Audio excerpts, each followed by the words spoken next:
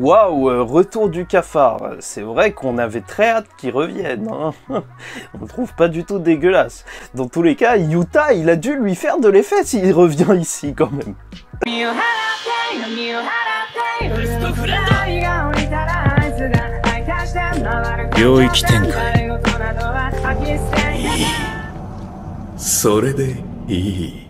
Mesdames et messieurs, ici Chargé, on se retrouve aujourd'hui pour la review du chapitre 179 de Jujutsu Kaisen, Sendai Colony numéro 6. Et voilà, alors que tous les personnages étaient prêts à leur extension de territoire après un chapitre ultra nerveux lors de la semaine dernière, alors la tristesse sera tellement grande quand ils vont être interrompus lors de ce chapitre. C'est vraiment très dur. Dans tous les cas, c'est un chapitre qui nous apprend beaucoup de choses sur le fonctionnement, justement, même d'un triple territoire et de comment ça se passe. Parce que quand plusieurs domaines vont se confronter, leur technique qu'ils sont sûrs de toucher va s'arrêter. C'est ce qu'on avait pu voir avec Dagon. Mais donc, là, Uro et Ryu, ils ont juste peur d'une chose, c'est que Rika intervienne alors qu'ils sont en train de faire leur bataille de territoire, et c'est pour ça qu'ils veulent fermer ce territoire le plus vite possible, même si Rika pourra venir par la suite, ils veulent en terminer assez vite. Sauf que même si la Rika qu'on a là, ici, ce n'est plus la vraie Rika,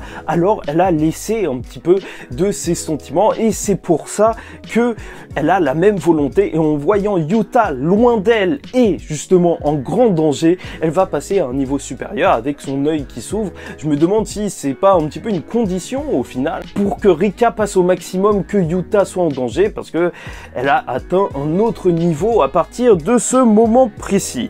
Et donc c'est l'arrivée inopportune d'un cafard qui est rentré dans la barrière à la place de Rika, et justement les petites nuées se sont occupées de gêner Rika. Et ça, encore une fois, c'est quelque chose d'assez fort avec Jujutsu Kaisen, parce que bien sûr un cafard ça a pour vocation de survivre et c'est hyper chiant à tuer, mais là en fait on t'avait déjà expliqué tout ce truc sur la reproduction du cafard, et c'est vrai qu'au début je me demandais à quoi ça servirait. C'est pour ça qu'il faut faire attention à chaque détail dans Jujutsu Kaisen, et nous serons plus vigilants, parce que en fait on aurait pu deviner qu'ils reviennent, mais on ne l'avait pas vu venir. Et dans tous les cas, le fléau joueur est mort, mais vu que c'est sa descendance et que les gens continuent d'avoir peur des cafards, alors son énergie occulte a été transmise, et donc on a quand même quelqu'un d'aussi fort qu'un classe S qui est encore une fois ici présent. On apprend qu'un duel entre 3 territoires est beaucoup plus complexe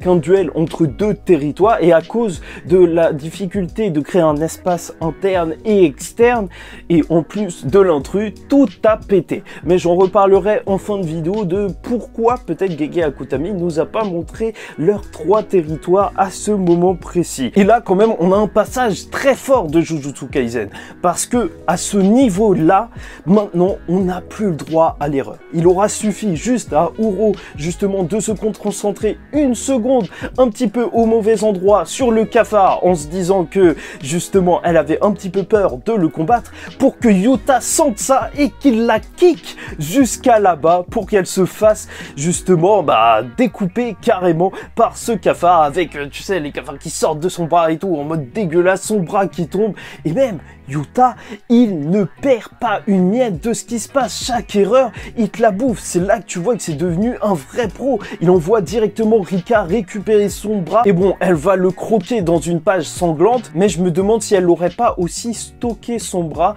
Mais j'en reparle à la fin de la vidéo pour une autre raison. Dans tous les cas, bien sûr, alors ça l'empêche de se régénérer assez facilement, parce que Ryu va le dire, même si elle maîtrise l'énergie inversée, alors elle peut se soigner, mais reconstituer un membre, c'est beaucoup plus compliqué. Et si elle s'est retrouvée dans cette position, c'est qu'elle est en grande difficulté, parce que juste après un domaine, alors son énergie maudite est perturbée, et utiliser sa technique maudite, de même que pour tous les autres, ça devient problématique. Et c'est à ce moment précis que, encore une fois, dans un 1v1v1 à ce niveau, alors tout peut arriver d'un coup, et celui qui est en mauvaise posture, il va prendre encore plus cher. Et c'est là où Gege Akutami, franchement, il t'épargne pas juste parce que t'es une femme, hein. Les femmes, elles ressortent avec des cicatrices et tout, et là, Ryu, il va s'énerver d'un coup, il va dire, t'as pas été convié au repas, et il va lui tirer dessus.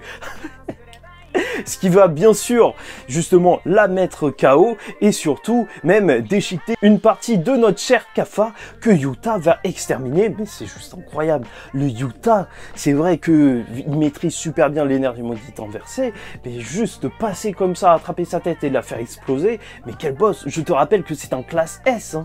C'est pas juste un cafard que tu vois comme ça. Yuta est tellement fort. Enfin, c'est vraiment une machine à exterminer les fléaux. Et on apprendra justement la technique de Ryu qui est la libération d'énergie maudite, ce qui est assez simple entre guillemets. Et bien sûr, en fait, c'est celui de toute façon qui a justement le flot le plus puissant d'énergie maudite lorsqu'il attaque. Et surtout, fait très important qu'on apprend, c'est que c'est le seul exorciste qui, en fait, qu'il ait sa technique maudite ou non, alors il garde toujours sa puissance justement de feu.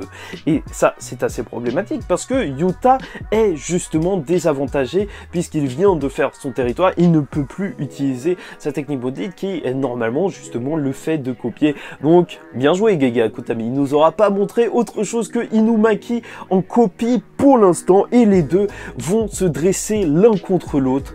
Yuta plus Rika, mais qui ne peut pas utiliser justement sa technique maudite face à un Ryu, qui est d'ailleurs très content de pouvoir enfin savourer son dessert, ce combat ultime qu'il voulait tant en revenant à la vie. Bon, dans tous les cas, c'est vrai qu'on voit un Yuta avec un énorme handicap à ce moment précis face à Ryu, et c'est pour ça que je pense le Yuta 100%, Gege Akutami, il nous le réserve pour un combat face à Kenjaku. Mais c'est vrai que ce combat, il pourra se révéler plus que compliqué, vu que Yuta a bien sûr énormément d'énergie maudite, mais il vient de faire son territoire, et en plus, il vient quand même d'utiliser de l'énergie maudite inversée pour battre ce cafard, et ça en consomme énormément.